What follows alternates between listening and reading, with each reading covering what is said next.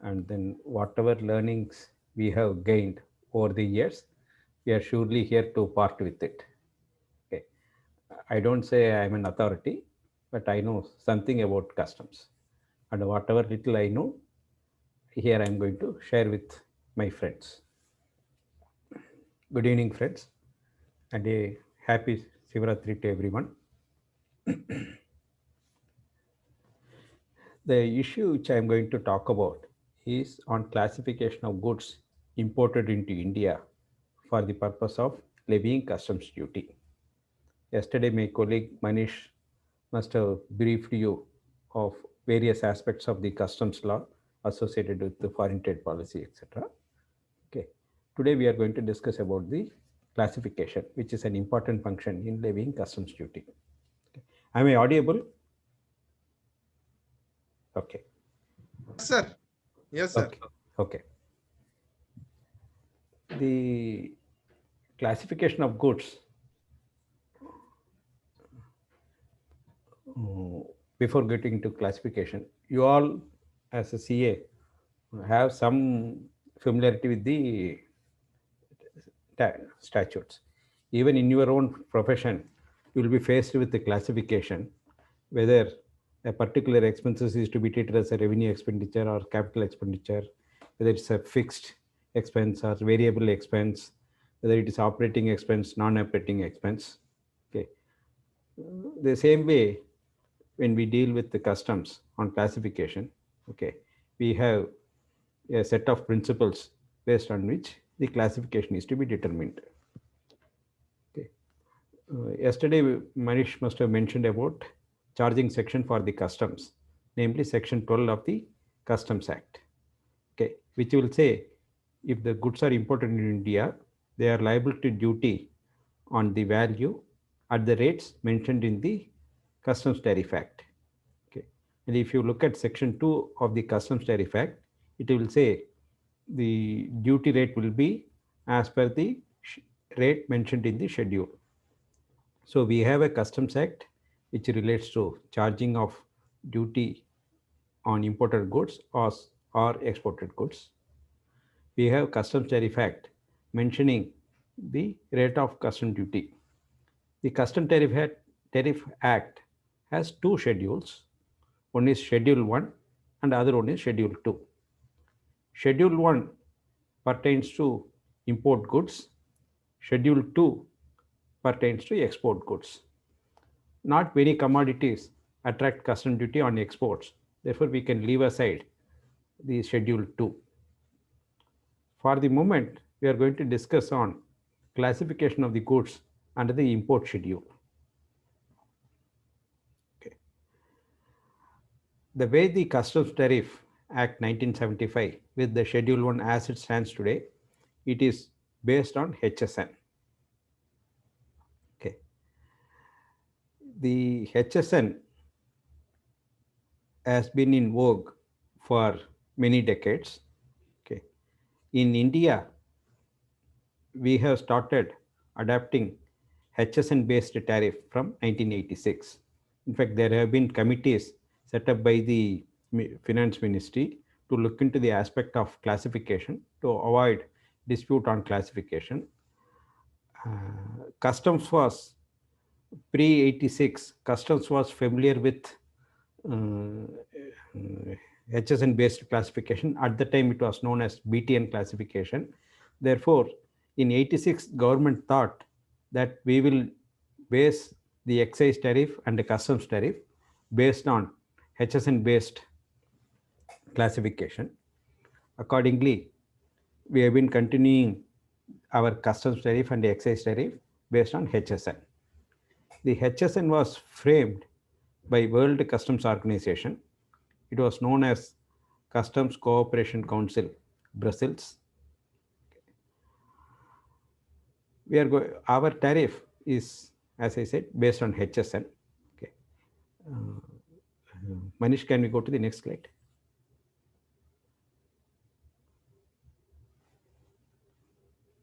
Okay. The entire HSN is split into 21 sections, 91 chapters, then 1,222 headings and 5,387 subheadings. Okay. The section is divided into, okay, based on the way the HSN progressed the um, classification of the various goods. Basically, the HSN covers all tradable goods, okay, which are traded across globe. The HSN framed its nomenclature, that's what they call, basically to capture the statistics on international trade. Okay, over a period of time,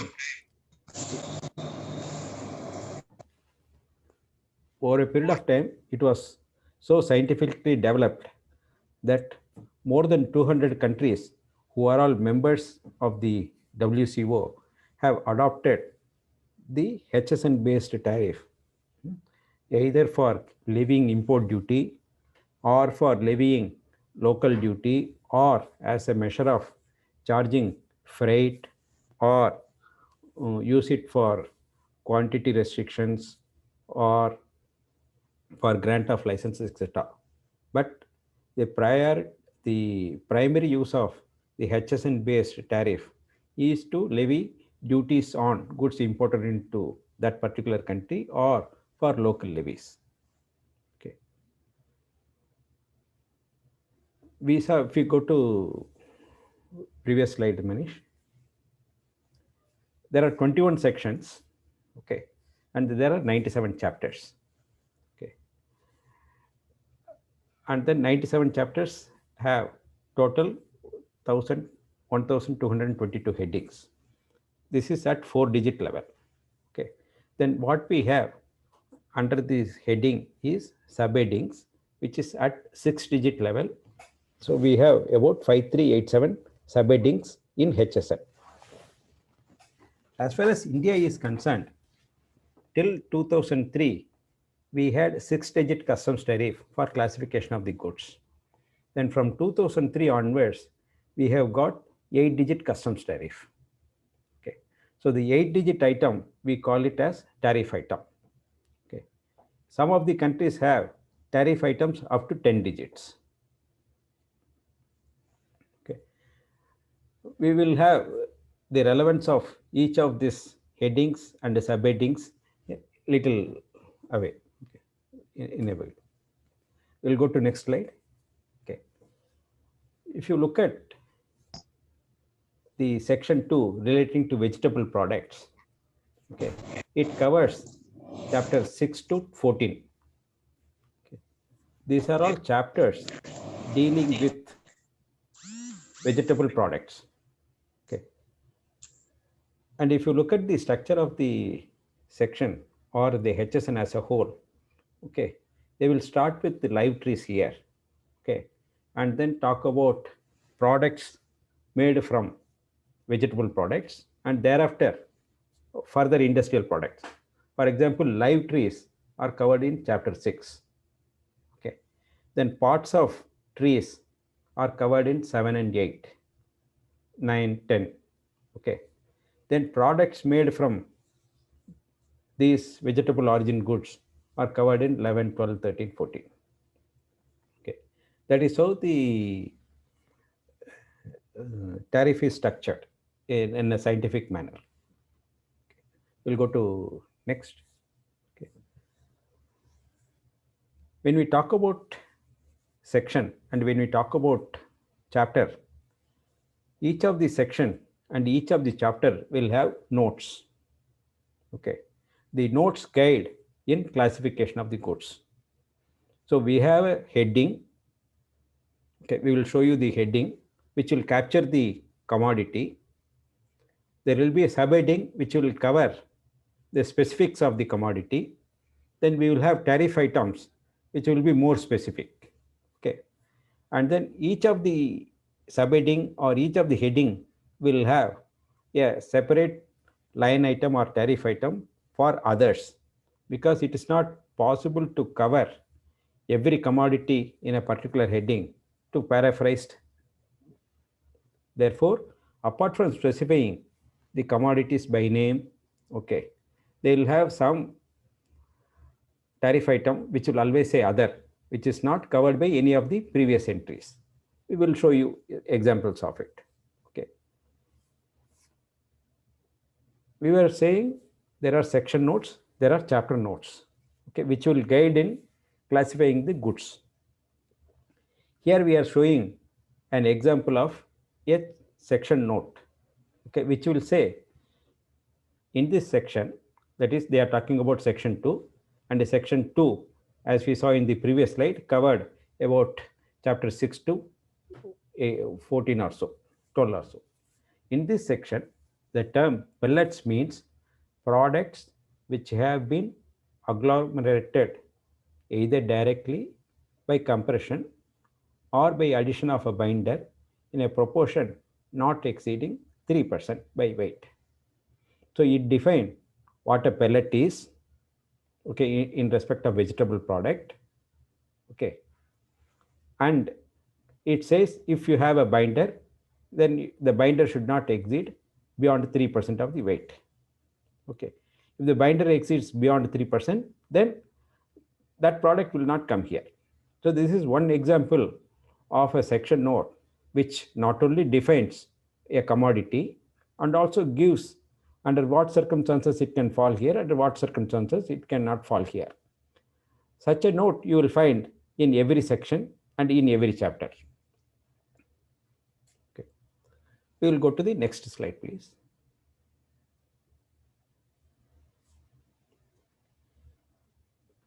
Now we will focus on chapter 8. Okay. Chapter 8 covers edible fruit and nuts. That is one commodity, edible fruit and edible nuts as one group of commodities covered by chapter 8. Then peel of citrus fruit or melons.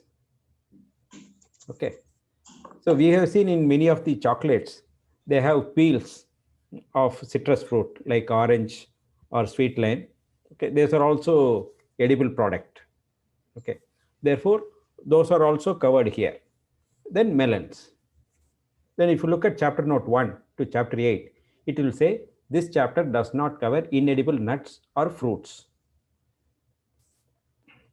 Okay, because the chapter 8 says edible fruit, chapter note makes it clear that it is not every fruit and nut will come here. It is only such of those which are edible will come here. Okay, an example of inedible nut will be the castor nut. Okay, where you take out castor oil. That will not come here.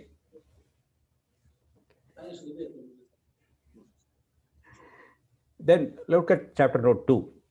It says chilled fruits and nuts are also to be classified in the same heading as corresponding to the fresh fruit and nut. Because you refrigerate these products so that they don't perish. Okay, you are in a position to handle it and transport it for long distances.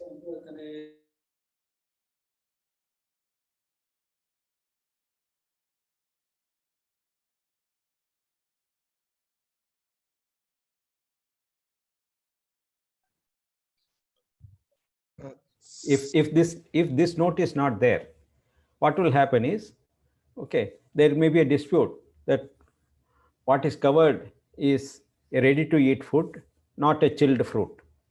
So therefore, this note says all types of fruits, all fruits will come here, whether it is chilled or not. Okay. The next one, if you look at dried fruit or dried nuts of this heading of this chapter may be partially rehydrated or treated for the following purposes. For additional preservation or stabilization, for example, by moderate heat treatment, sulfurizing, the addition of sorbic acid or potassium sorbate to improve or maintain their appearance, for example, by the addition of vegetable oil or small quantities of glucose syrup, provided that they retain the character of the dried fruit or dried nut. Okay. Chapter 8 says, apart from fresh ones, you will also cover dried one. Okay. Then while doing drying, what are the process by which the drying can be done? And if something is done beyond drying, what are those process which are permitted, so that it is still treated as a fruit and doesn't become a preparation of fruit or product of a fruit. Okay, that's what note 3 covers. And a heading will look like this: 0801, that's a tariff which will say coconuts, Brazil nuts, and cashew nuts, fresh or dried, whether or not shelled or peeled. Because we saw in the chapter note, okay, fresh or dried also covered in chapter 8. Therefore, heading 0801 also says coconut, okay, whether fresh or dried will come here. Then 0802, other nuts, fresh or dried, whether or not shelled or peeled. Okay, because with the shell or after chilka nikalne ke baad bhi, it will still be treated as nuts only. 0811, fruit and nuts uncooked or cooked by steaming or boiling in water, frozen, whether or not containing added sugar or other sweetening matter. So such of those goods also will come under 0811. That's what the nomenclature of the heading or description of the heading. Let us look at 0804. This is the subheading. 0804, 4 digit, it is called a heading. Subheading will be 080410, dates. Okay. When we are saying simply dates, aided by chapter note, okay, dates fresh or dried will come here. Okay. Dates with the seed taken out, with the seed, it will come here. Okay. Dates which are preserved by application of sugar can also come here, because it says simply dates. It doesn't also distinguish between Dubai dates, okay, or Saudi Arabia dates. All dates, okay, irrespective of their classification, will come here or origin. Similarly, figs. So in figs also we have fresh or dried. So this is an illustrative of how a subheading and a heading will look like. Okay, and with the chapter note, we can always say a fresh one or dried one or frozen one also will come here. Okay. Then this is another heading. So here we are showing a subheading and a tariff item. We saw 6 digit is a subheading and 8 digit is a tariff item. So the subheading 080450 says guavas, mangoes, and mangosteens. Then 08045010, okay, it starts with 3 dashes. You saw? And then below that we have another 3 dash called mangoes fresh. So the 3 dash, okay, is an important aspect in our tariff. Okay, if you look at, we will also show in another slides, okay, on other slides, each of the headings is grouped, okay, in subheading and tariff items with the prefix of a single dash or 2 dash or 3 dash. Okay, a subset of single dash will be 2 dash, a subset of 2 dash will be 3 dash. Okay, therefore if you look at here, mangoes is started with triple dash, so it covers triple dash mangoes fresh. A subset of mangoes will be 08, 04, 50, 21 Alfonso. So it has 4 dashes. It's a subset of mangoes fresh. Therefore, if you are importing Alfonso, okay, it will be classified under 04, 05, 08, 04, 50, 21 as forming part of mangoes, and it's a subset of mangoes Alfonso. And if you look at 23, it starts with the 4 dashes: Chausa, Daseri, Langda, Kesar, Totapuri, Malika, and others. So named varieties will be classified in 22, 23, 24, 25, 26. And if you have a mango which is not named here, then it will be classified under 29, 808, 04, 50, 29. And in order to fall in 21 to 29, there are two criteria. One is it has to be a mango and it has to be a fresh. Okay. If it is a dried one, not a fresh, okay, will not come here, will come under other category. Okay. And then we also said primarily the HSN developed for capturing the trade statistics. Even though these items are unique to India, we wanted to capture export statistics.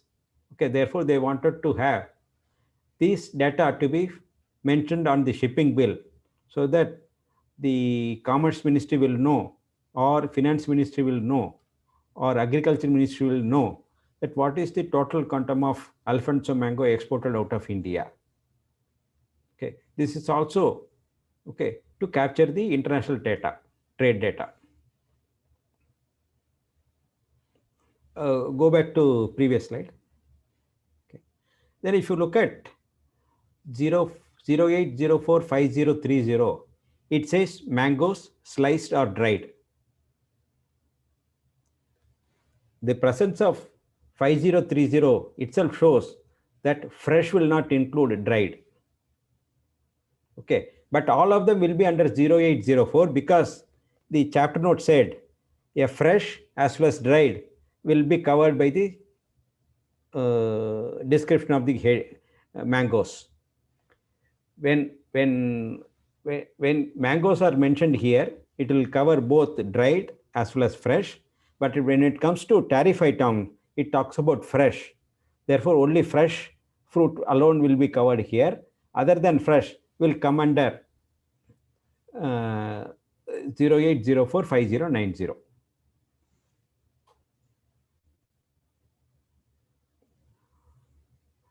And if you are not bringing a complete fruit, but you are importing only the pulp, then it will be 0804 5040 under the category of mangoes fresh, but in the form of pulp. So far, so good. We'll go to next slide. Sir. Yeah. Sir, can we take to the previous slide? Yeah, we can. Just want to understand one concept. You said mango fresh. Now in the subheading, it shows mango sliced dried. Correct. So does it means it includes dried mango also, right? Correct. So then it is not overriding the heading that is mango fresh. It has defined the scope. It should to be fresh mango. Within fresh mango, you classify Hapus, Chausa, Daseri, whatever. Correct. I am glad you asked this. Kindly look at the number of dashes before it. Okay. It is 3 dash. 3 dash, sir. That means it's a fresh category. It's a category on its own. Whereas if you look at the previous tariff items, it has 4 dashes. Okay. Yes, sir. Okay. 4 dashes. Okay. Your mango fresh starts with 3 dashes. A subset of 3 dashes or 4 dashes, which is 21, 22, 23, 24, 25, 26, 27, 28, 29. Okay. Okay. Therefore, a dried mango is not put under subset of 3. It's a separate it is a separate 3-digit entry which covers mangoes sliced. Understood. But if you look at the earlier one, okay, it will say mangoes, or the previous heading 080450, it simply says single dash guavas mangoes. Mangoes and mangosteens. Correct. So 080450 covers mangoes. 08045010 covers mangoes fresh or dried. That is also three dashes. 4 dashes covers mangoes fresh. Yeah, mangoes dried is a separate 3-digit. Similarly, here when it comes to mango pulp, it's a separate 3-digit. It's not a subset of the previous 3 digits or 3 dashes. Similarly, mangoes sliced or dried, okay, is a three dashes. It's not a subset of the mango fresh. Mhm. Okay, that is how we have to distinguish. Okay, sir. Understood, sir. Okay, Thank thank you, you. sir.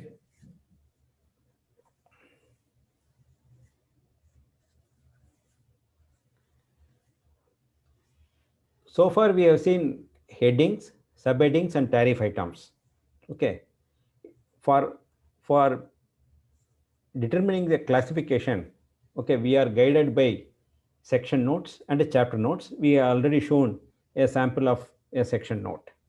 Then we have also a rule called interpretative rules. Okay, it is there in HSN, which is there in our customs tariff, which is there in our GST schedule also. Because whatever discussions we are having will equally apply for determining the classification in GST schedule also. Because GST schedule, apart from giving the tariff description, borrows the interpretative rules and a relative section note and chapter note for GST schedule also. Okay, and then the Gita for HS classification is HSN explanatory note. And the Supreme Court has been repeatedly saying that in case any dispute on classification, okay, you look at the HSN explanatory note, understand, and then apply. So they say it's a safe guide to refer to HSN for resolving the classification because our tariff is based on HSN. Okay. So what we are going to discuss is general rules of interpretation of the schedule.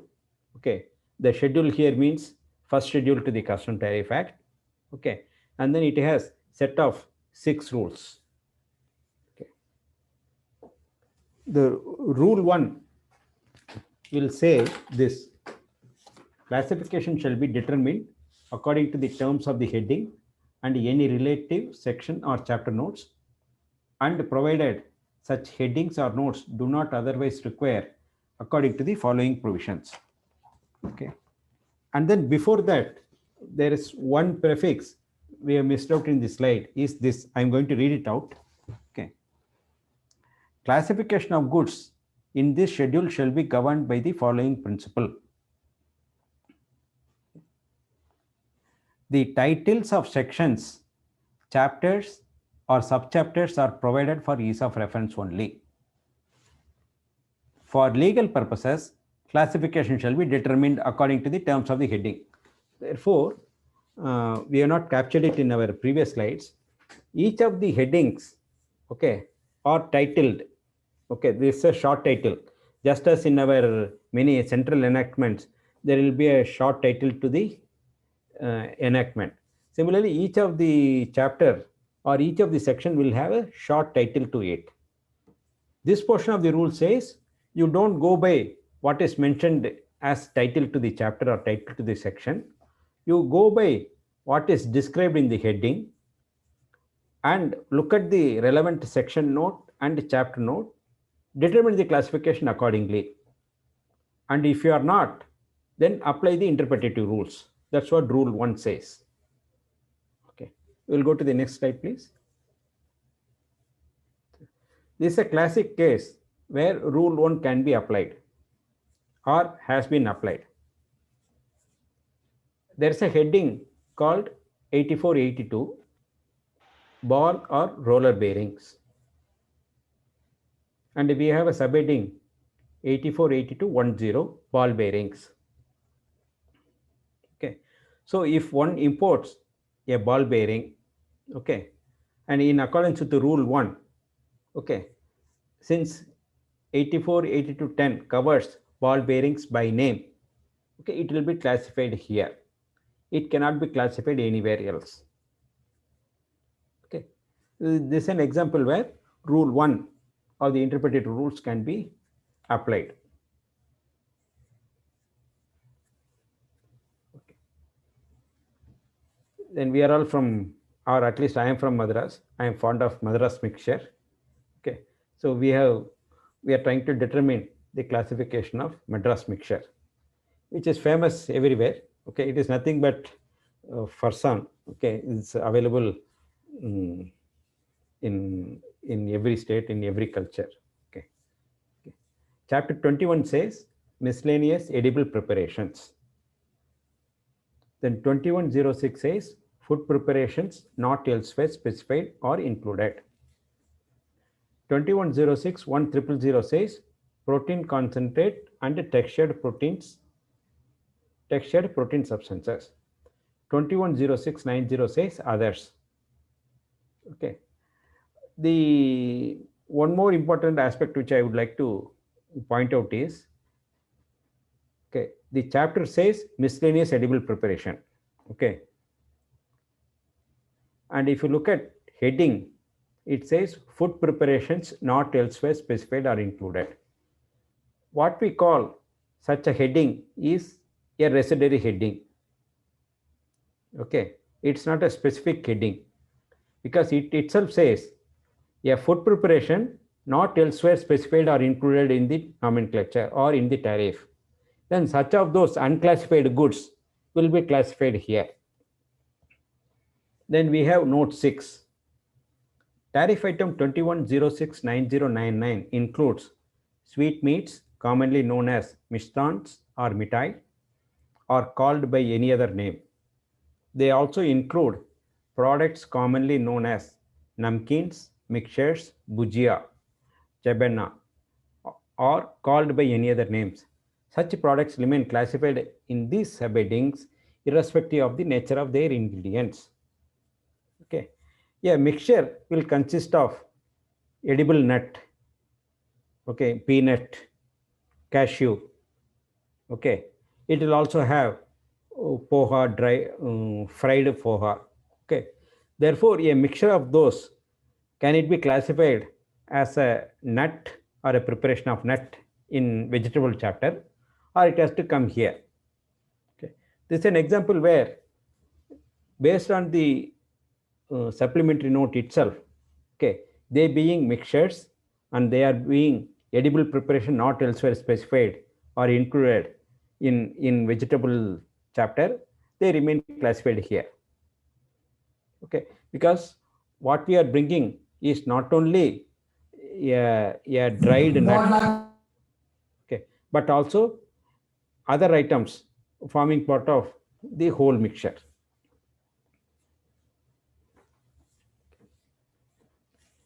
We all know or familiar with this product, ATM receipt paper roll. Okay, whenever we go to ATM, okay, after the transaction, okay, we are getting a slip capturing the transaction done by us.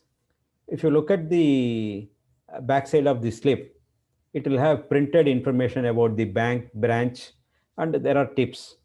Okay, nowadays due to the environmental concern, the ATM advises you not to have a print receipt for the transaction, but those who have seen may know about it. Okay, we have two chapters, controversial chapters, chapter 48 and chapter 49. Okay, chapter 48 covers paper and paperboard, articles of paper, pulp, or paperboard. Okay, and then if you look at 4811, paper, paperboard, cellulose wadding, and webs of cellulose fibers coated, impregnated, covered, surface colored, surface decorated, or printed in rolls. So we have chapter 48, okay, covers paper in roll form. Okay. And then the heading also says it will cover imprinted. So there's a heading in 4811 which can cover the ATM rolls because they are all printed. Okay, they come in roll and they are paper. Good. 4811 is a suitable heading. Okay. Can we also look at chapter 49, which will say 4911 other printed matter, including printed pictures and photographs. Okay. Where you would like to classify. Let us not look at chapter note 12. Okay. Where you would like to classify. Okay. Manish says chapter 48. Okay. And Rishabh says it is 49. Okay. How do we resolve it? Okay.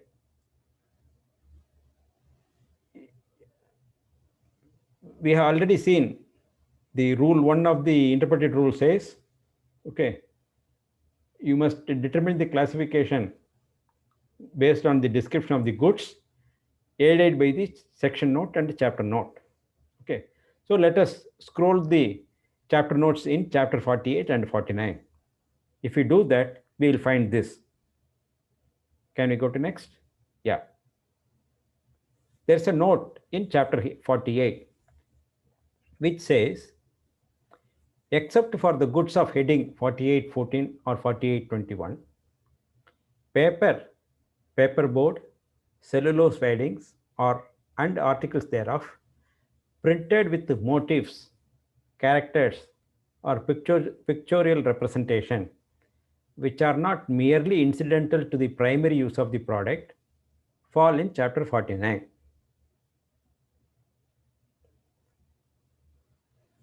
I'll read it again. Okay, you can also read it.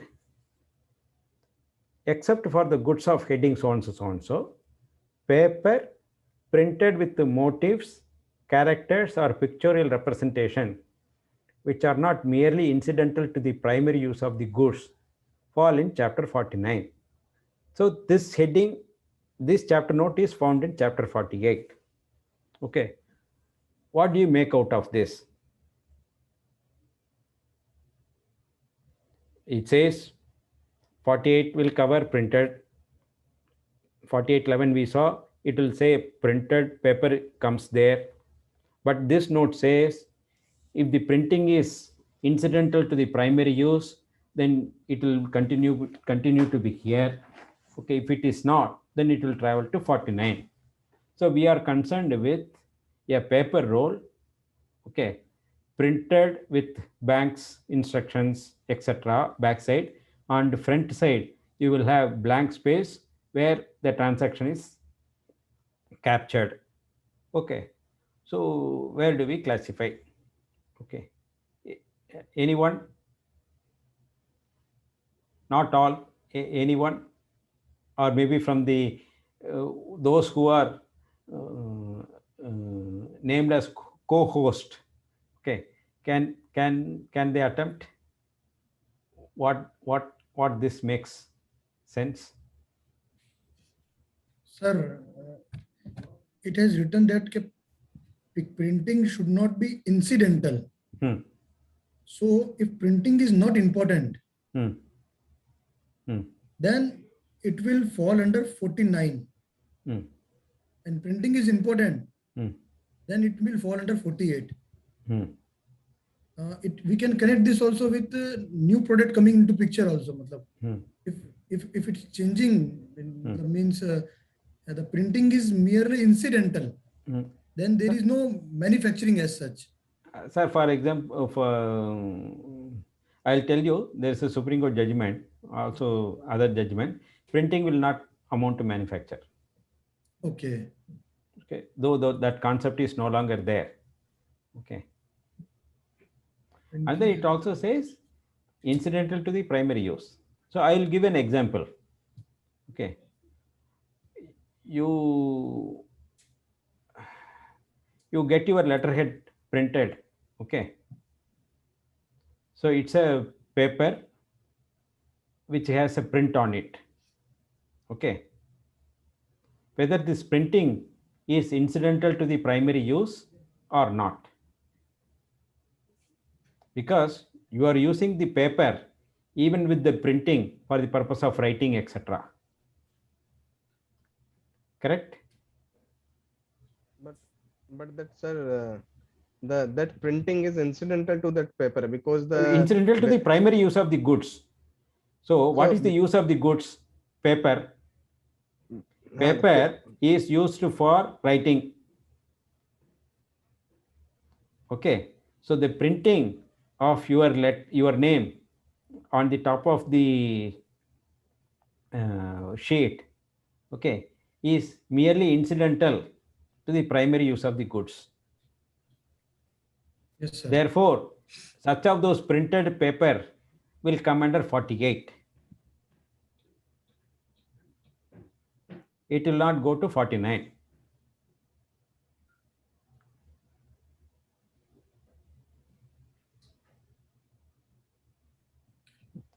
Because it says paper printed with character, okay, which are not merely incidental to the primary use of the goods. So how to decide whether it is merely incidental or it is for primary use? Okay, that is where our intellect, okay, and HSN. See, the classification, whether it is for accounts purposes or for rate purposes, is always interesting. You will also struggle with whether to name these expenses as capital or revenue. Okay, whether it is a repair expenses, whether it is operating expenses, same way. Okay, and it's a thrilling experience when you deal with the classification. Okay.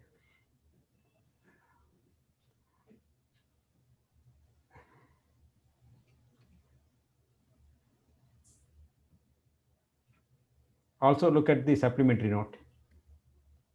Notwithstanding anything contained in note 12, if paper and paper products of heading 4811, 4816 or 4826 are printed with the character, name, logo, motif or format, they are remain classified under the respective heading as long as such products are intended to be used for further printing or writing. Now it makes sense slightly better.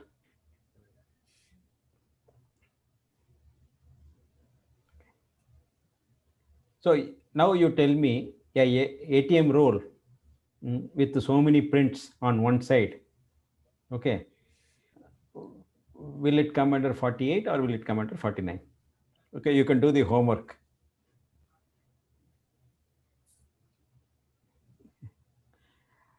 The thumb rule for classification between the department and assessee is wherever the rate of duty is low or nil, okay, the assessee will want it.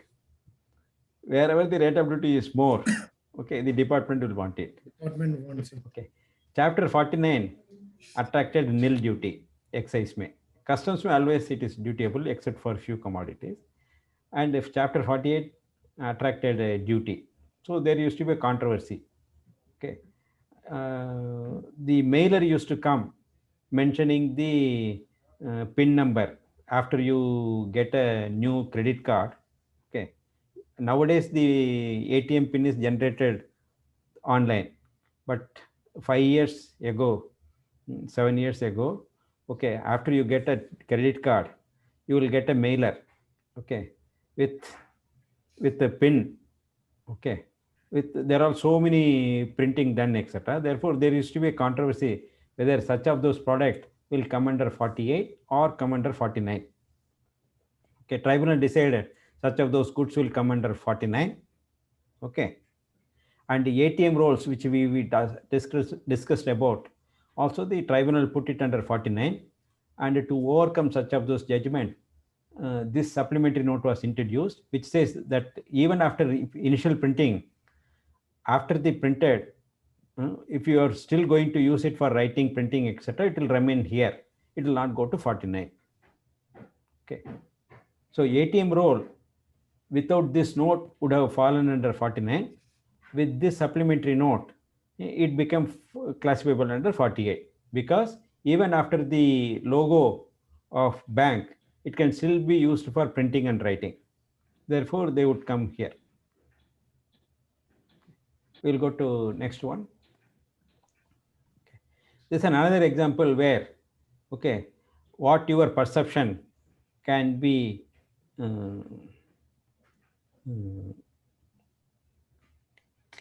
can be different from what you look at the law. Okay. Electric motor for a household washing machine. That's the item with which we are concerned with. Okay. We have a heading called 8501 electric motors and generators. 850110 says motors of output equal to less than 37.5 watts. 850120 motors of output exceeding 37. So we have heading 8501 covering electric motors. Then 8540 we have household or laundry type washing machine. Okay. Then 845090 covers parts. A motor which is a part of a washing machine. Okay. You want to classify it as a part, or you want to classify it under electric motor under 8501. This is the question. Okay. Somebody would have put it under electric motor. Somebody would have put it under 8450 as parts, because you are bringing the motor for replacing your defective washing machine, and it is a perfect fit for that washing machine. Therefore, it is a part. Okay. Whatever law says, let us look at.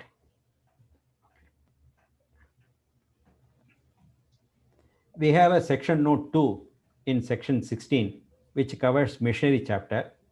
This says, subject to note 1, we can ignore that. Okay. Parts of machine, okay, are to be classified according to the following rules. Parts which are goods included in any of the heading of chapter 84 or 85, we can ignore what is mentioned in the bracket, or in all cases remain to be classified in the respective heading. I will read again. Parts which are goods included in any of the headings are in all cases to be classified in their headings. Then B says, other parts, if suitable for use solely or principally with the particular kind of machine or with a number of machines of the same heading, okay, are to be classified with the machine. So if you look at A and B, okay, where do you want to classify the electric motor which are to be used as a part of washing machine? Note 2A says parts which are goods included in the heading will be classified in that heading. Okay. Other parts will be classified along with the machine. Okay. Manish, can you go back to the previous slide? So we have an electric motor. Where do you want to put it? You want to put it as 84, 50, 90 as part, or you want to put it under 8501. And if you remember, note 2A says parts which are goods mentioned in the heading will be classified in that heading. So here the part being electric motor and electric motor being mentioned in 8501, you will classify it under 8501 only, and you will not classify as parts under 8450. Okay. If 8501 were not there, then certainly you would have put it under 8450.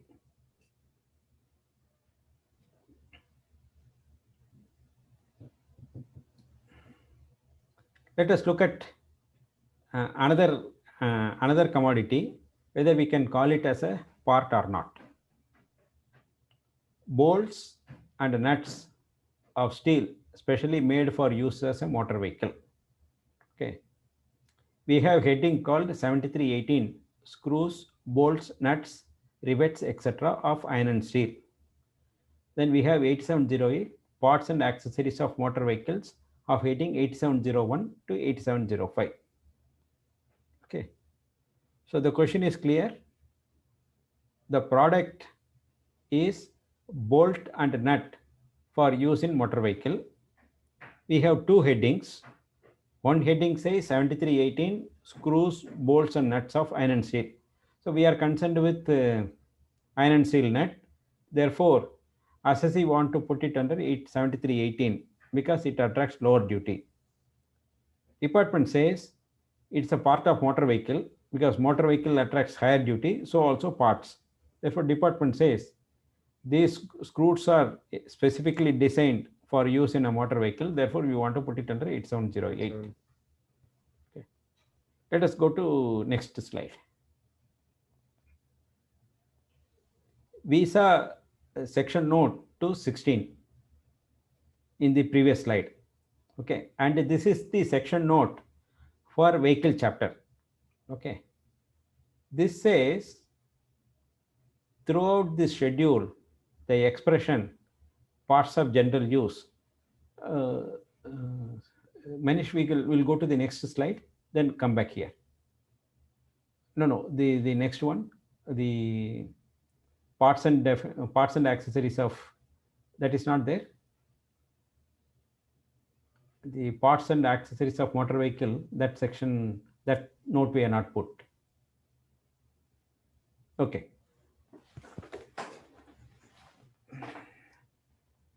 Sir, if you look at this section note to section 15, section 15 deals with metal chapter and articles of metal.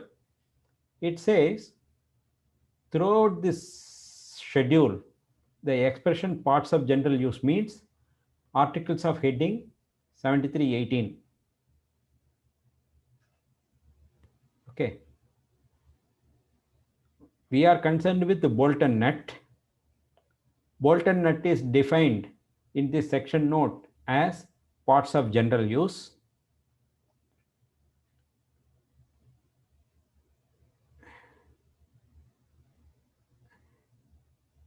Okay.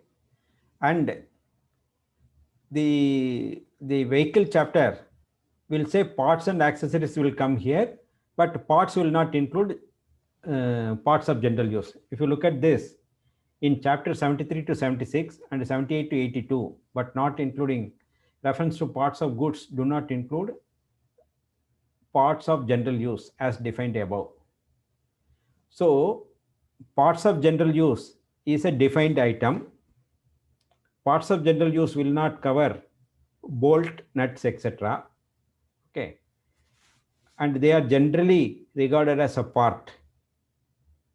The question is, the bolt and nut used for automobile, will it be covered by chapter 87, which covers automobile, or it will be classified under 73? Okay. Let us go to next slide, please. Next slide, please. No, we have referred to GS Auto, no, Manish, in one of the chapters. GS Auto refers me for purpose of discussion. I mean, okay, not as part of slide. It is not, okay. Maybe our slide is slightly incomplete. Okay. The Supreme Court in GS Auto said, okay, ignoring the parts of general use, they said bolt and nut will be classified as a part of motor vehicle. Okay. So the question is whether the Supreme Court is right or not.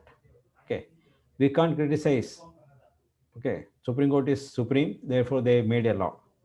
Okay. What we can say is, when the Supreme Court said parts of general use is not to be regarded as a part, ignoring that principle, they still decided to classify the bolt and nut under parts of automobile. Why I am bringing this is, if you look at what is projected on the screen, it says parts of general use means goods falling under 7318, and it also says a reference to part will not include a reference to parts of general use. A reference to part in a heading will not include parts of general use. and a bolted nut is a part of general use. So this aspect was not taken note of by the Supreme Court in deciding the classification of the nut and bolt. Let us go to the, Sir, yeah, sir, in case of the I think in the uni product, yes, in case, so the CARMAT that Supreme Court has held, Lakshmi Kumaran sir has considered that case. So correct. in that case, the Supreme Court has held that the CARMATing is the general product and it will fall under the MAT only. Correct, correct. Absolutely, absolutely correct. So the GS Auto effect was diluted by the Supreme Court, subsequent Supreme Court judgment in uni products. Okay, that CARMAT was exclusively used for automobiles only. Okay, and it is not an accessory, it is not a part, because if you look at the parts definition in vehicle heading, it will say parts of general use is not to be treated as a parts of motor vehicle. Similarly, textile articles such as those carpets should not be considered as a part. So GS Auto was overcome by Supreme Court in subsequent judgment. So sir, now according to us, we need to consider as a part of any of the general item is under the particular heading itself only. Correct, correct, and not as a parts of a machinery or parts of a equipment or parts of a mobile automobiles. So uni product is a big relief for the CARMAT. Correct, correct. Manufacturer. Correct. And if you look at 7318, okay, screws for manufacture mobile phone, it would have been there. Okay, so okay, we'll go to next one. Okay.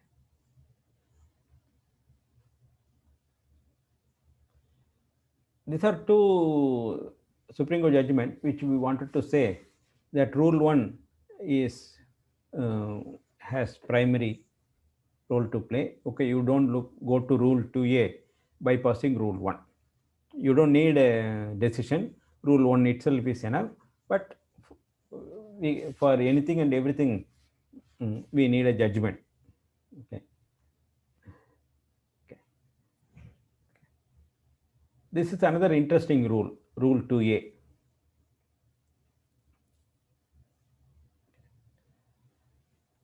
Any reference in a heading to an article shall be taken to include a reference to that article, complete or unfinished, provided that, as presented, the incomplete or unfinished article has the essential character of the article.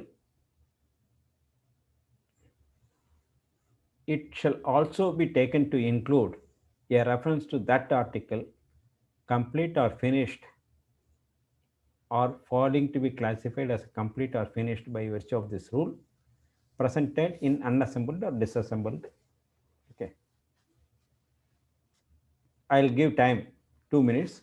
All of you can read and then digest what it says.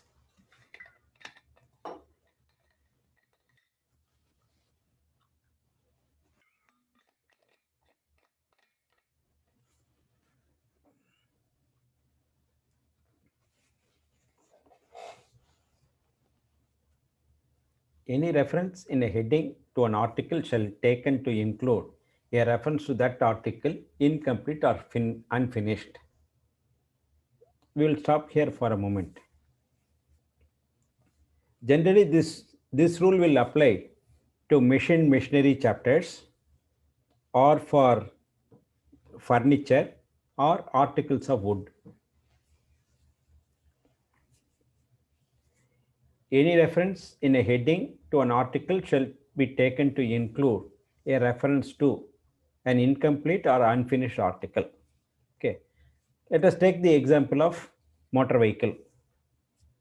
Motor vehicles falls under chapter 87. If it is a car, depending on the passenger capacity, it may come under 87.3 or 87.2, 87.3 or 87.4. Let us say the car falls under 8703. A painted car is a complete car with all tires, engine, etc. come under 8703. You don't need this 2A. But if you are bringing a unfinished car, namely a car without painting, or a car, okay, without tire. So it's an example of unfinished or incomplete car. Okay, that will also come in chapter 8703 by virtue of rule 2A. Somebody should not say heading covers car. I have got car without tire. Without tire, car is not a car. Therefore, I will not be classified as a car. Somebody should not say. So to overcome that, this rule is enacted. So an incomplete article as well as unfinished article will come here. Okay. If you look at the HSN, number of examples are given. Okay. You import motor vehicle without an engine. It's an incomplete car. It will still come here. A bicycle without a seat. It will be treated as import of a complete cycle by virtue of this note. Okay. Then it also says it will also cover unassembled goods or disassembled goods, what we call CKD and SKD, completely knocked down condition or semi knocked down condition. These are all loose terms used by the trade, but if you look at the customs tariff, they will not use, the customs tariff will not use, or HSN will not use CKD or SKD. It will say unassembled or disassembled. Unassembled means, okay, a heap of parts brought as it is without assembly. Disassembled means assembled first, thereafter disassembled. Okay, so if you are bringing a motor vehicle with all parts in unassembled condition, it will come here. Or if you are importing a car after assembling it outside India and then disassembling it and then bringing all the parts in disassembled condition, it will come here by virtue of rule 2A. It will still be treated as motor vehicle under 8703. Okay. In between, kindly go back. The bracketed portion will say an incomplete car having an essential character of a car brought in unassembled condition or disassembled condition will also come here. That is, incomplete car or unfinished car in unassembled condition or disassembled condition will also come here, provided they have the essential character of a complete vehicle. So if you split this whole paragraph in number of small sentences, it will say an article brought in incomplete form is covered by rule 2A.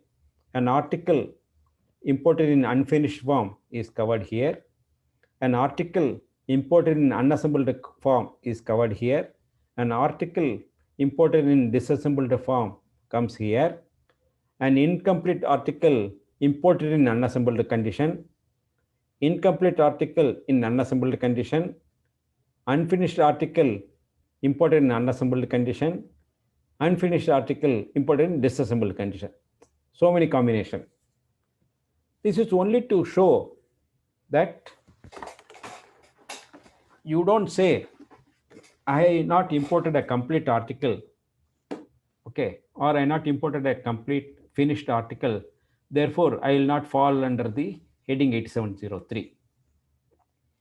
HSN also says that you are bringing an unassembled condition or disassembled condition for the purpose of transportation, easy handling.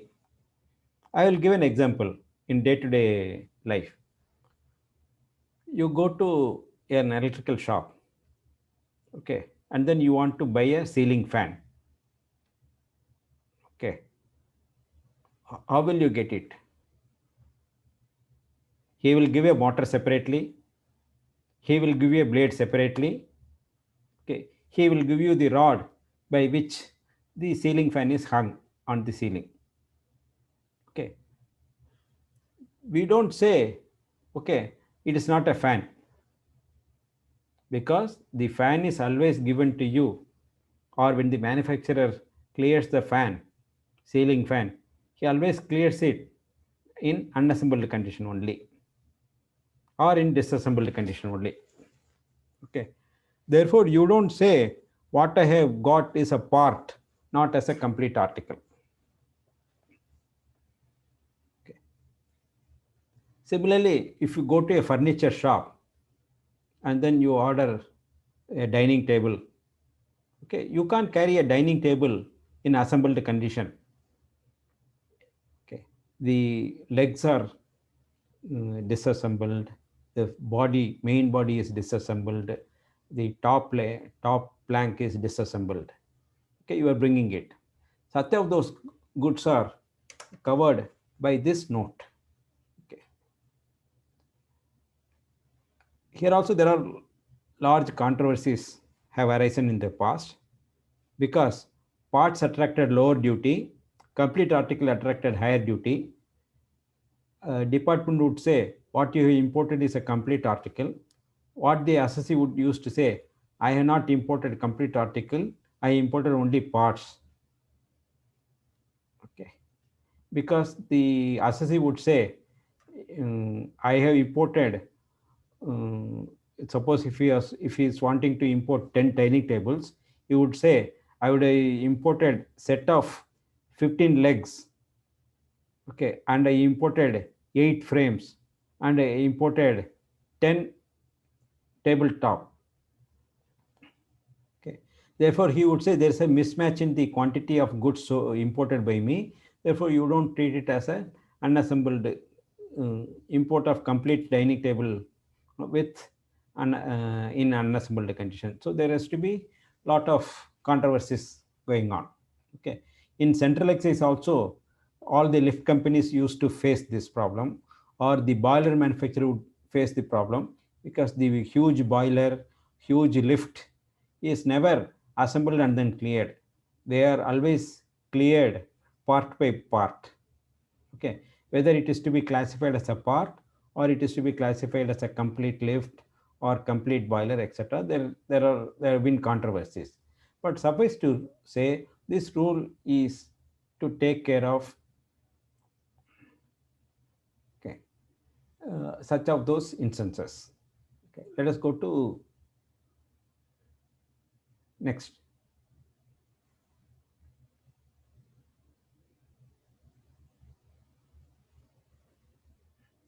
Which I had already mentioned, a motor vehicle not fitted with the tire or engine is still classified as a complete vehicle. Okay, because it's an incomplete or unfinished goods having the essential character. Okay, all parts of the bicycle will be classified as a bicycle, though it has not been assembled as a bicycle. Okay, these are all the examples given in the HSN which we have captured.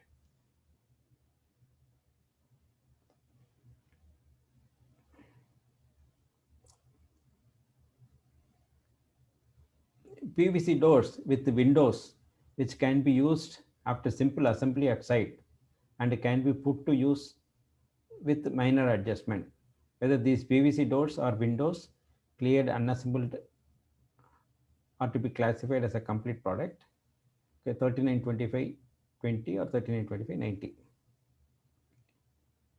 So what is the decision? The decision says, by application of Rule 2A, these unassembled PVC doors and windows are to be classified with reference to the goods which are complete or finished. This is what the tribunal used to say.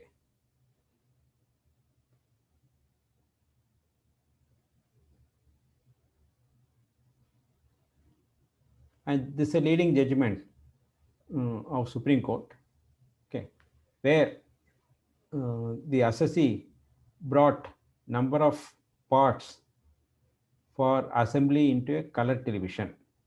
Okay, import of color television was restricted for import into India, and it attracted higher duty, whereas parts were not restricted for import into India, and then they attracted lower duty.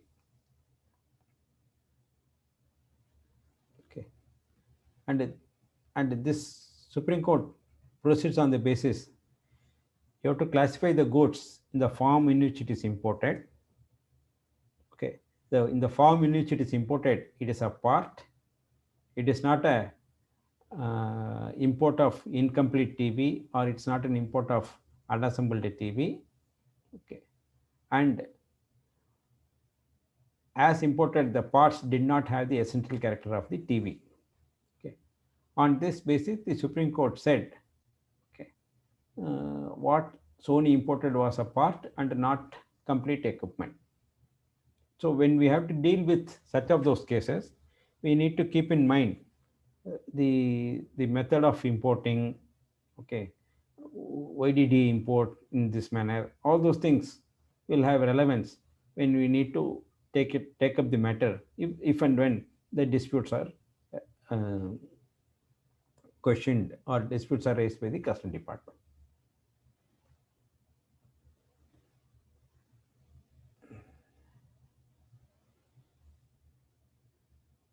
This is another case where the assessee wanted to apply rule 2A, okay, and then wanted to get an exemption.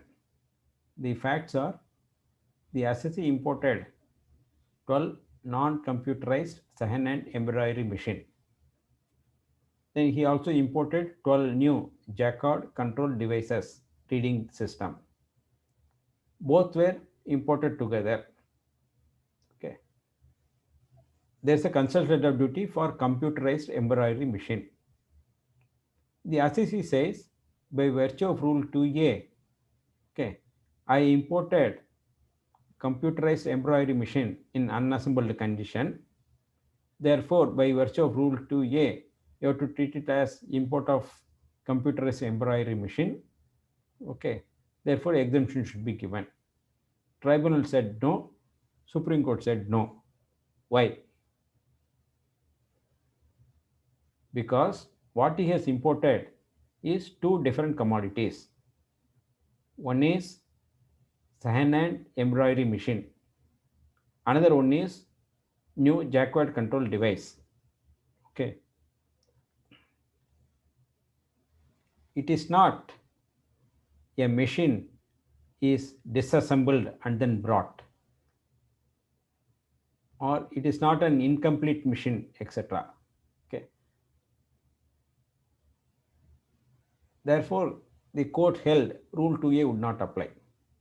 Okay. If it was from the same system and then he had to disassemble and then bring it, then one would not be new and the other would not be old. Either both have to be old or both have to be new in order to set up a case that it is import of a computerized embroidery machine in unassembled condition or disassembled condition. It is not so here, factually. That's what the Supreme Court and High Court have held, tribunal have held.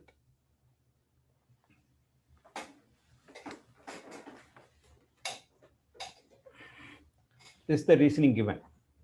A perusal of JIR Rule 2A and the related explanatory note makes it clear that when a complete or finished article is presented unassembled, the same has to be classified in the heading as applicable to the assembled article. It also further indicates that article must be complete or finished, but presentation in unassembled condition is only for reason of such as requirement or convenience of packing, handling, or transport. It is also clear that the article presented unassembled or disassembled means articles, the components of which are to be assembled either by means of etc. Okay. So this is what the Supreme Court had to say.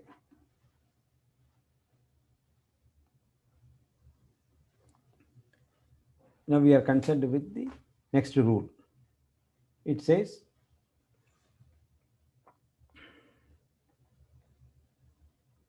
Rule 2B, any reference in a heading to a material or substance shall be taken to include a reference to mixtures or a combination of that material or substance with other material or substance. any reference to goods of a given material or substance shall be taken to include a reference to goods consisting wholly or partly of such material or substance. The classification of goods consisting of more than one material or substance shall be classified according to the principles of three.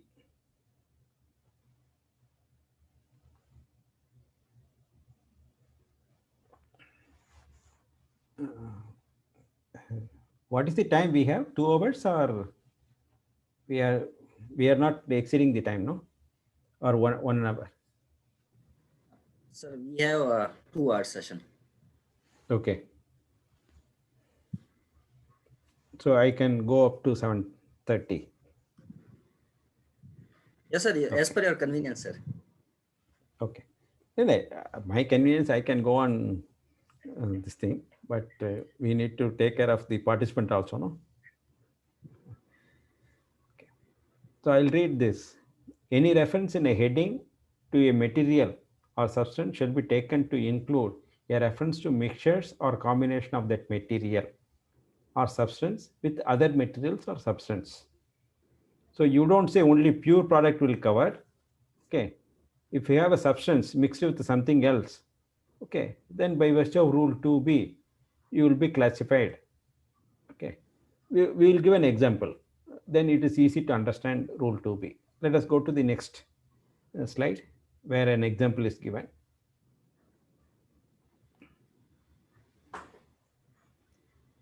Stainless steel cup with the plastic handle. Okay. Table, kitchen or other household article of steel. 7323. Table, kitchen or other household articles of plastic. 3924. Because it's a combination of steel and plastic. Okay. If you look at rule 2b, it says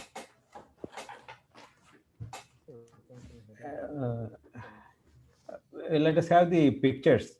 I'll read it out. Okay. Or if for the reader, for the participants, let us show 2b. Manish, let us show B. Yeah. Any reference in a heading to a material or substance shall include a reference to mixtures or combination of that material or substance with the other material. So in the next slide, we saw, Manish, if we can, we saw 7323 covers steel cups. Okay, so we are concerned with the product. Okay, a part of it is plastics. Okay, therefore, will you classify this under 7323 or 39? By virtue of 2b, an article, a kitchen or household article of 7323, even if it has a plastic handle, okay, or a plastic lid, you will put it under 73 only. Okay, you don't say, okay, because of the presence of plastics, you will classify it as a article of plastics. Similarly, a pressure cooker with the plastic handle, okay, will nonetheless be a steel cooker, article of kitchen or household. If it is made of stainless steel, it will come here in 7323. If it is of aluminum, it will go to 76. If it is made of copper, it will go to 74. It can never go anywhere else. Okay, this is an example where rule 2b can be applied, and then goods can be classified. Can we go to the next slide?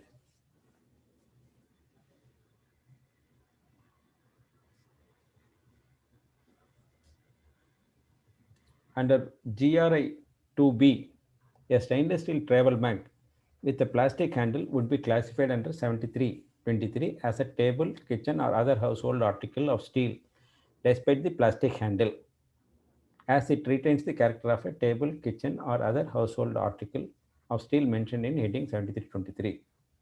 If a travel bag, however, contained relatively equal amount of stainless steel and plastic, example, the outside or outer surface of the mug is made of plastic and the inside or inner surface lining is made of stainless steel, then the travel mug would be potentially be classifiable under headings 3924 as tableware, kitchenware, or other household articles of plastic, and heading 7323 as a table, kitchen, or other household articles of steel. In this situation,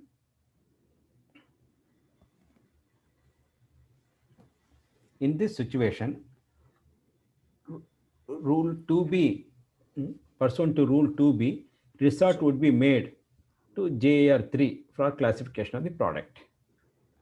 Because the rule 2b also gives an escape route.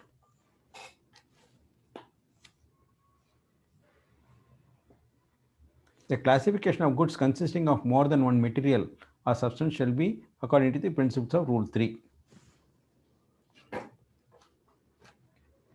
Let us go to rule 3 now.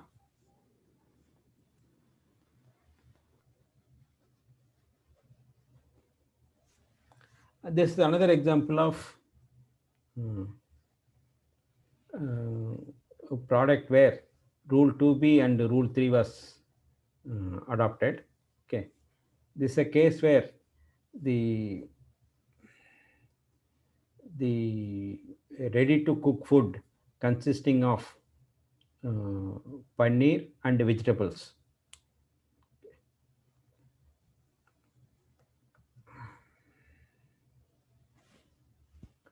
The paneer, the vegetable was 58.69%. Therefore, they put it under 2001 as vegetable preparation. Paneer was not predominant.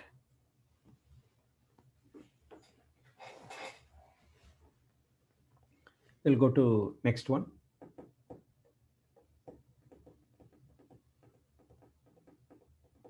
What's the other slide? There's another case law where they applied rule 2b. The product concerned was classification of rifamycin in combination with other drugs. The combination had 3 active antitubular drugs. Okay, rifamycin 3004-9052, because rifamycin is classifiable under 3004-9052. Then isoniazid 3004-9051, and the other item is 3004-9053. Okay, the exemption is to rifamycin, okay, and not to drugs of other headings. The tribunal says it will be classified under 3004-9052 because that is the predominant compared to other one, and by virtue of 2b, rifamycin with other drugs, presence of other drugs is tolerated. That's what the conclusion is.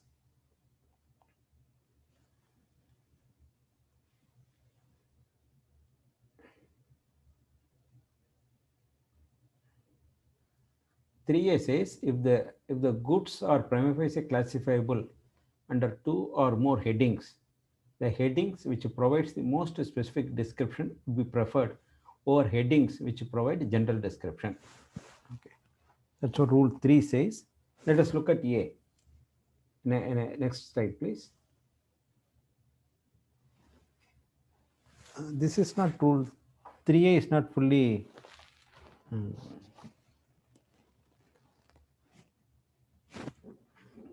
okay. We are 3A is split it into different slides. Okay, the first portion of rule 3A says the goods are prima facie classifiable under 2 or more headings.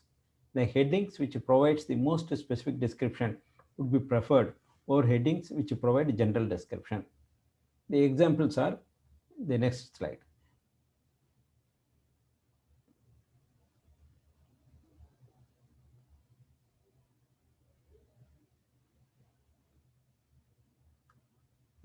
the Supreme Court was concerned with mold made of glass for manufacture of ophthalmic lenses.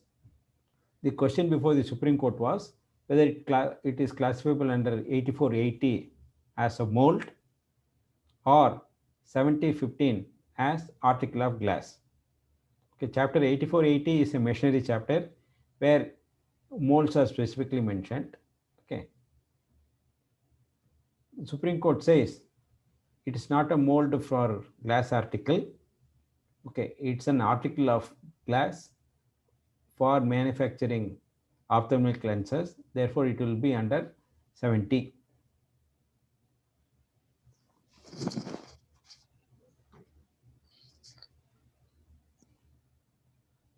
(8509) electromechanical domestic appliances with self-contained electric motor.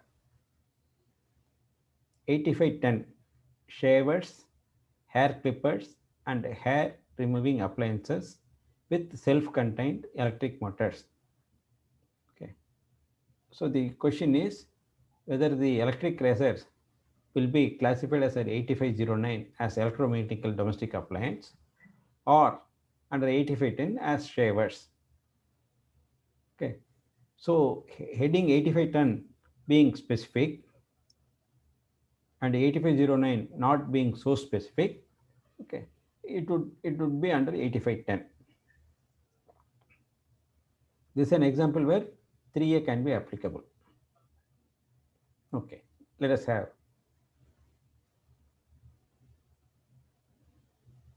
product identified as unframed safety glass made of toughened or laminated glass that is shaped and identifiable for use in airplanes. More specifically covered by the description safety glass of heading 7007 and not by the article description parts of goods of heading 8801 or 8802. Because heading 8803 covers parts of aircraft of 8801 or 8802, because aircraft there are two types of aircrafts, 8801 one type, 8802 another type of aircrafts. Parts of these two aircrafts fell under 8803. The question is, okay, a shaped article, okay, identifiable for use as a part, okay, but made of safety glass will be covered by 7007 as safety glass and not under 8801, not under 8803 as parts. We'll go to the next one. This is where the another judgment of the Supreme Court on carpet, not the uniproduct one. Manish, if you would like to read. Sure, sir. Tariff heading 5702 pertains to carpet. Under this tariff, the heading carpets made of coir and jute are specifically covered, and there is a residuary entry for others carpet.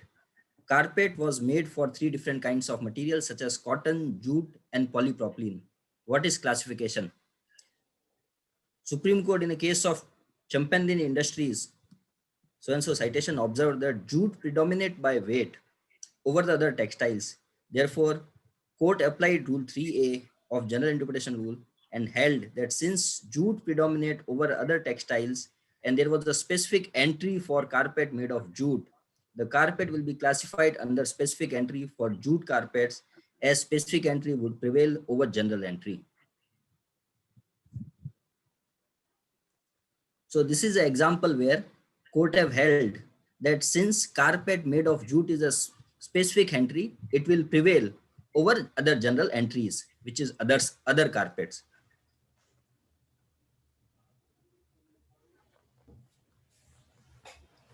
Next rule is through Rule 3B. Mixtures, composite goods consisting of different articles are made up of different components, and the goods put up in sets for retail sale, which cannot be classified by reference to A, shall be classified as if they consisted of material or component which gives them the essential character insofar as this criteria is applicable. It says mixtures, composite goods consisting of different material or made up of different components, or goods put up in sets for retail sale. Okay.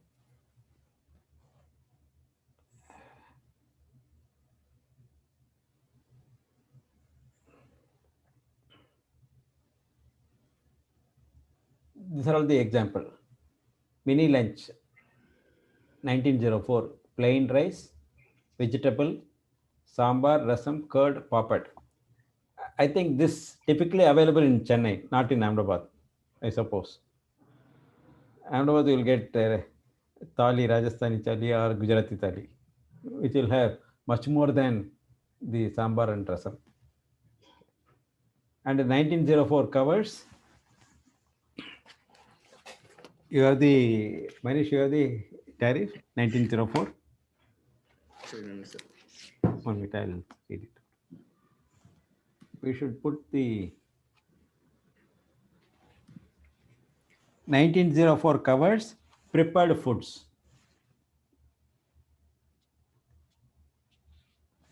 Okay. So this is a item where different items are presented in a mix, not a mixture like a Madras mixture. Okay, these are all individually identifiable, but presented as a complete meal. Okay, therefore, no one product can be identified as a product, and then you resort to different classification. Okay, similarly, a speaker, okay, which has FM, a USB port. Okay, so this is an article consisting of number of individual components or individual sections. Okay, as a product as a whole, where you classify? Because FM radio fall under different heading. Okay, the USB standalone basis may fall under different heading. Okay, but all of them in a speaker. Okay, speaker gives the essential character. Okay, therefore you identify as a speaker, therefore put it under 8518.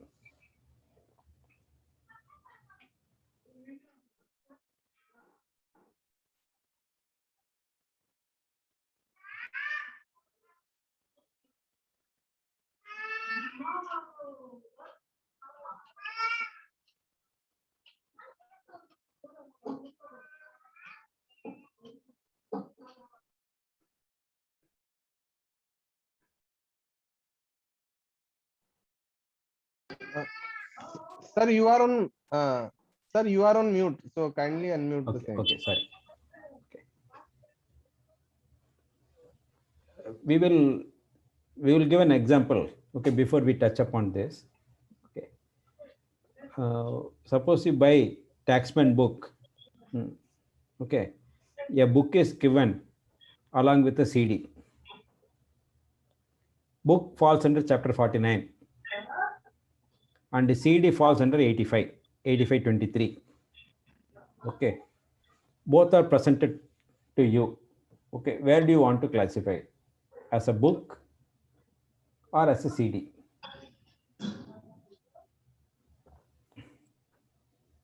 Okay, we saw the this thing, note 3A, which says, which gives the most specific. So you have a product by which, okay, you can classify book, which is equally a correct heading for the product. Okay, because it has a book. Okay, and then we have CD also. CD is also heading 8523 equally qualifies such a product. Okay, where will you put it? Okay, Manish, can you go back to the slide where this thing is mentioned? Mixtures, composite goods consisting of different materials or made up of different components and the goods put up in sets for retail sell.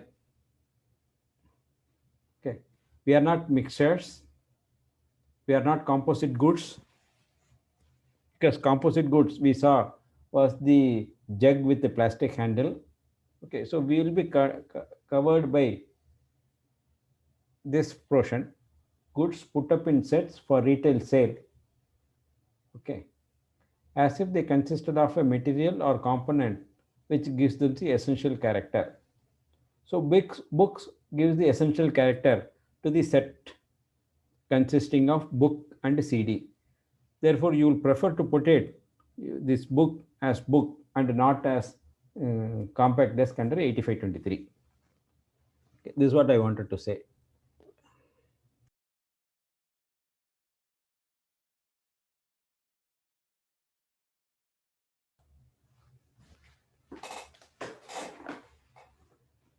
Go back to the previous slide. This is a case where the tribunal applied Rule 3B. The bricks components are sand, lime, and fly ash. Okay, they are concerned with the brick, which is made of sand, lime, and fly. Chapter 68, articles of stone, plastic, cement, asbestos, mica, and similar article is applicable to the impugned bricks, sand, and time, being stones, plaster. Since the fly ash was added later to sand and lime, composition of bricks of Rule 3B and Rule is most applicable.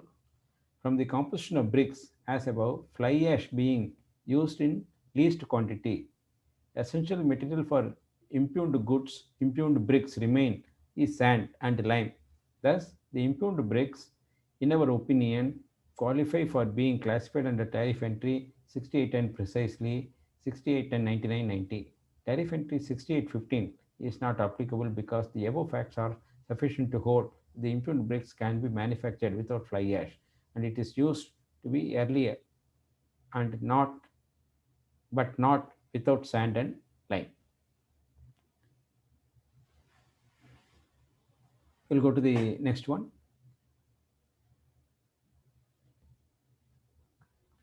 When goods cannot be classified with reference to 3A or 3B, they are to be classified in the heading which occurs last in numerical order among those which equally merit classification in determining the classification.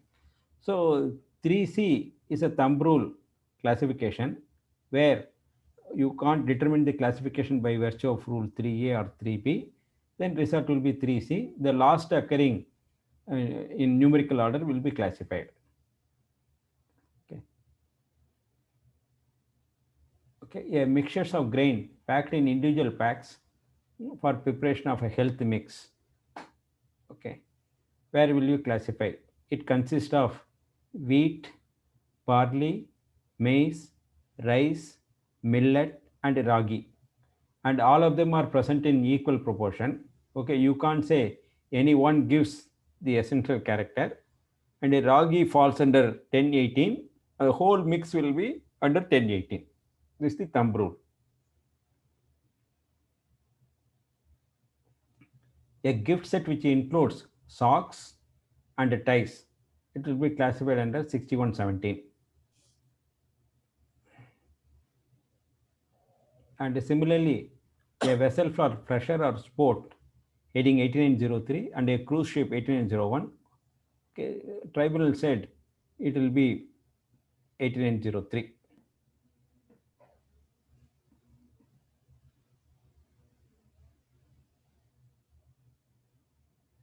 And this is another example where 3C is adopted by the department, by the tribunal in deciding the classification.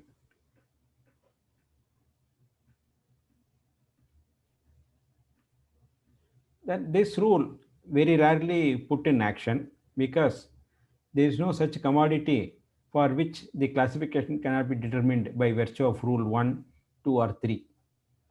Rule 4 says goods which cannot be classified in accordance with the above rules shall be classified under the heading appropriate to the goods to which they are most akin, most relevant. So in practice, Rule 4 is generally not resorted to because, as I said, by virtue of rule 2 and 3, the classification is resolved. Very rarely, rarest of the rare cases only, rule 4 is applied.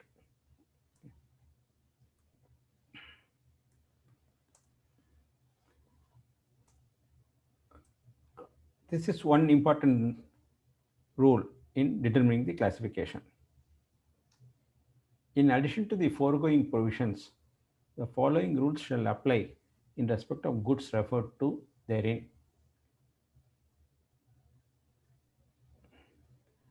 Camera cases, musical instrument cases, gun cases, drawing instrument cases, necklace case, and similar containers specially shaped or fitted to contain the specific article or set of article suitable for long-term use and presented with the article for which they are intended shall be classified with such article when of a kind normally sold therewith.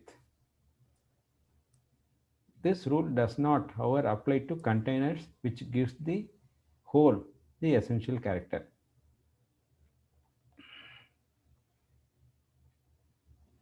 It says camera cases, okay, classified along with the camera. Okay.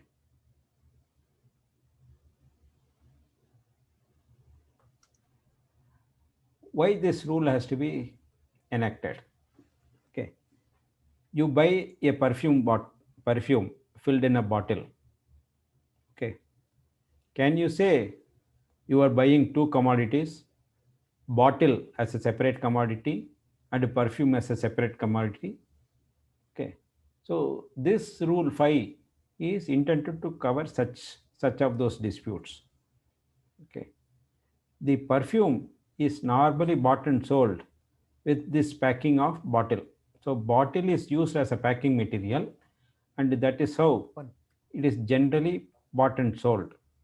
Therefore, you don't say you have purchased a perfume and you have purchased a bottle. Therefore, it is not a purchase of two commodities or import of two commodities. That's what it says.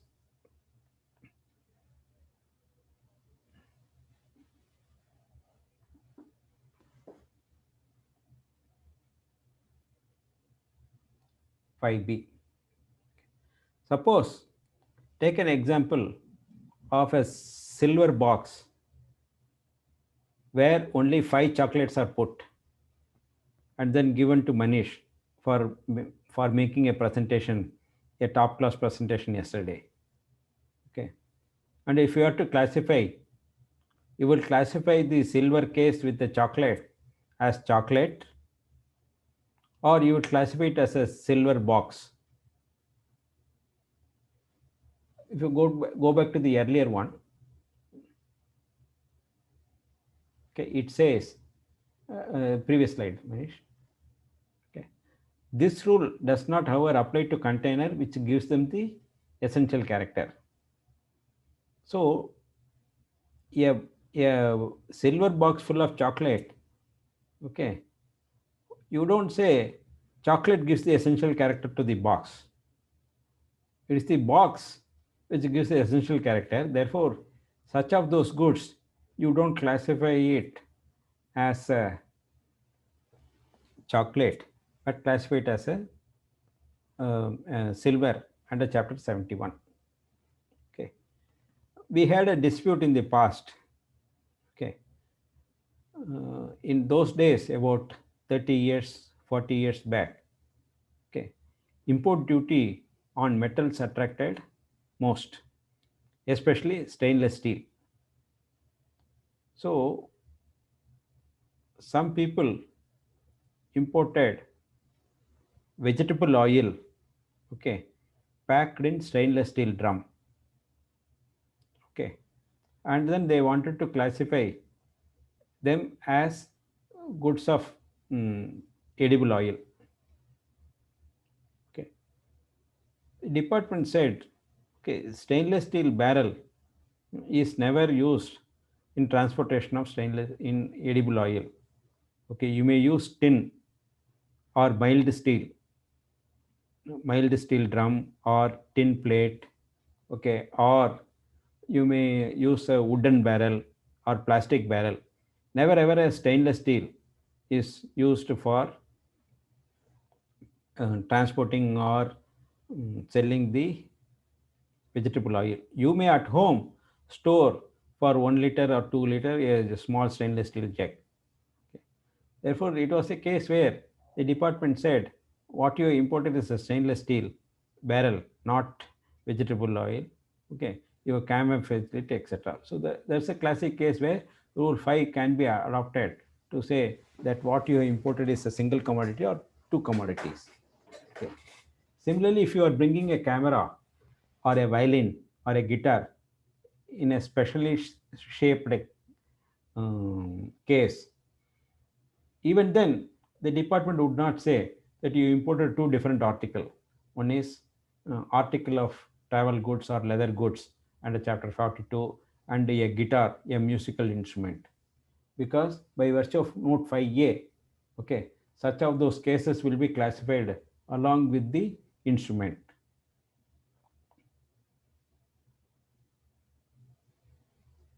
In customs, if you go back to 5, okay, subject to provisions of 5a above, packing materials and packing containers presented with the goods therein shall be classified with the goods if they are of a kind normally used for packing such goods.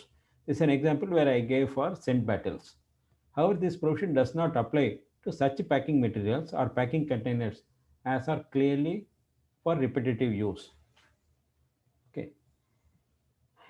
We have a concept of returnable packing, okay, or durable packing, or for example, take the case of shipping container.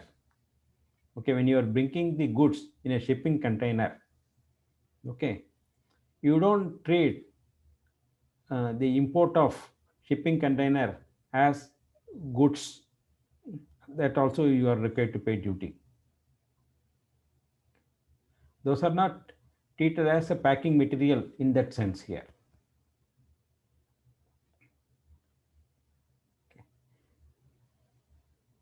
So thereafter there are no further rules which are relevant for our classification purposes. We will take the questions mentioned in the chat box.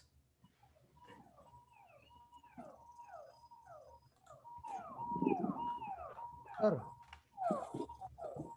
Yeah. Sir, the concept of classifications, Hmm. including general interpretation rules Hmm. and all other concepts, Yes. is squarely applicable under GST also. Yes. It is borrowed from custom. Can we say that? Yeah, it makes some reference, because if you look at our GST schedule, it will say unless the otherwise contract requires, the interpretative rules of custom tariff will equally apply for interpreting the entries in the schedule. Okay. Manish, even the chapter note and section note have also been borrowed, no? Yes, sir. Therefore, those also will have relevance in interpreting. Okay. Apart from, I'll take 5 more minutes. Okay. Apart from what is mentioned in the section note, chapter note, and the interpreted rules, there are certain thumb rules which also govern the classification. These are all judge-made law. Okay. These are not forming part of the statute. Okay. One is the form in which the goods are imported is relevant for classification. What can be put to use after importation is irrelevant for classification purposes. Okay. Second, you must also go by a trade understanding of the goods in dealing with the classification. Okay. The betel leaves, pan patta, okay, it's a vegetable origin goods. Okay. Can it be classified as a vegetable? That's a question Supreme Court was faced with. Supreme Court said a pan patta, even though it is a vegetable origin, it is used as it is. Okay, never bought and sold as a vegetable. Okay, a sabji wala will not keep and then sell the pawn as vegetable. Therefore, you don't call pawn or betel leaves as a vegetable. So the Supreme Court repeatedly says in fiscal statutes, you must go by the trade understanding of the goods. Third, if the tariff entry itself has mentioned the product in a technical sense, okay, you will go by the technical understanding of the product and not by the commercial understanding or trade understanding. Okay, for example, in chapter 25, okay, when we talk about the 2515, it covers marble. Okay, marble with the specific gravity. Okay, the department used to say that marble means, okay, it has to be metamorphized. Okay, limestone, if it is metamorphized, then it becomes a marble. Therefore, you must see whether marble is metamorphized limestone or not. Okay. Whereas, if you look at the commercial understanding of the marble, anything that can take polish will be a marble. Okay. So there the Supreme Court says, generally you go by the trade understanding, but if the tariff entry requires you to understand it in a technical manner, you must go by the technical understanding. Then similarly, if a product is defined in a particular manner in the tariff itself, okay, the definition or trade understanding or definition from other statutes will not apply. So these are the few points which you must keep in mind. Second, the way the HSN is structured, the way our tariff entries are structured, some of the classification is based on the process by which the item is manufactured. Okay. There are some classification based on end use. Though Supreme Court says end use is not relevant for classification. If you look at chemical chapter, okay, especially textile or some machinery, they will say machinery for manufacture of agriculture commodity. Their end use is inbuilt in the tariff entry, or chemicals for dyeing of textile. Okay, so you have a heading for chemicals, you have a heading for chemicals for dyeing or chemicals for use in textile industry. So where will you classify? Therefore, the heading itself sometimes gives the end use as the criteria for classifying. Okay, general proposition is end use is not relevant for classification. But if the tariff entry warrants you to classify such of those goods based on end use, you will classify here. Similarly, some of the goods, especially in metal chapter, the classification is based on process, forged item or cast item. Okay, those will be classified in there. Sometimes the classification is also based on the source from where the product is obtained. So these also to be kept in mind when you are dealing with the classification dispute. Okay. Now, for answering this question, whether the classification principle under the customs will equally apply to GST, yes, it will. For two purposes, because when you are wanting to levy GST on the imported goods, IGST on the imported goods, you need to know the classification. Okay. Second, for understanding the GST schedule, rate schedule also, you need to understand classification principle. Sir. Yes. So is there any rule which govern the conflict between whether any particular transaction is a goods or services, like in case of lift? So can you explain this? So it's a controversial subject. Controversial. It purely depends on the way the transaction is happening. Okay. Okay. I'll give an example in customs also. Okay. Software can be goods, software can be services. Services. Okay. software, if it is recorded on a media and then brought into India, okay, it will be goods because it has come in on a medium. But if you bring the software through email or download, there is no import of goods. It is import of service. Okay. Okay. Basically, it depends on the nature of transaction, how the contractual the terms and conditions between the parties. Okay. Sometimes it can be treated as a goods, sometimes it can be treated as service. So, sir, that manufacturing of lift and installation of lift is a goods or service, sir?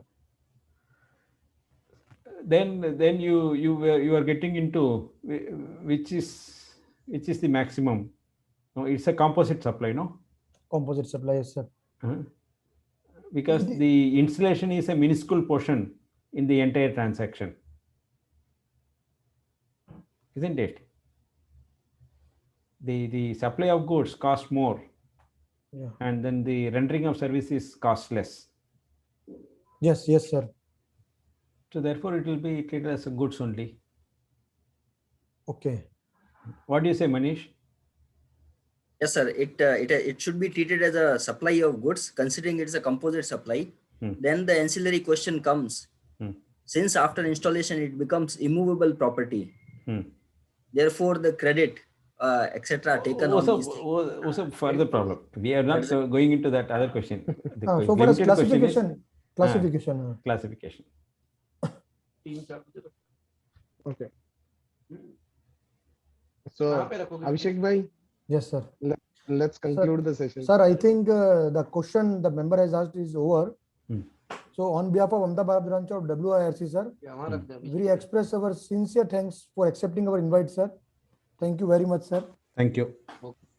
And we enjoyed today's session, sir. And honestly, we enjoyed it. And you introduced us, all of us, with the concept of classification under customs. Most of the CS, sir, they are into GST, but they don't know classification as such. How to read you explained today, sir, you explained chapter notes, chapter heading, dashes, importance of dashes, interpretation rules, and the importance of judgments along with various case laws, sir. It is very useful, sir. And I think today's member has enlightened their knowledge, and they have a new era. They will feel like they knew customs. They know customs and they can help their clients in their day-to-day routine practices, sir. Definitely. That should be our endeavor. I hope that I am in a position to achieve that. Yes, surely, sir. 100% it is achieved, sir. And we look forward for another session, sir. I know in 2 hours we cannot cover classification, but we are able to cover the basic principles, and we are planning for sectorial series also, sir. Okay. We will request and we will come again. We will approach Manish, sir. Okay. And we'll come back to you, and we look forward to see you again, sir. No problem. And at the time it should be virtual, not virtual, physical. If COVID will not do well, sir, we will do it virtual. Right. Thank you very much, sir. Once again, thank you very much. Thank you. Good night. Thank you so much. Thank you, sir. Thank you.